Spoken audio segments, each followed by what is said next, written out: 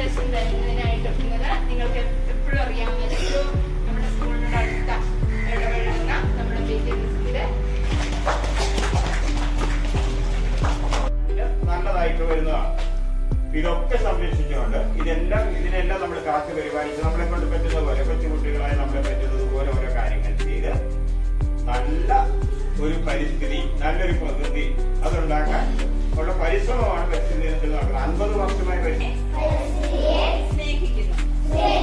അതോടൊപ്പം ലഹരി പദാർത്ഥങ്ങളെ വെറുക്കുന്നു.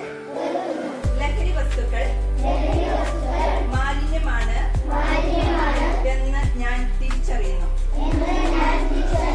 യാതൊരുവിധ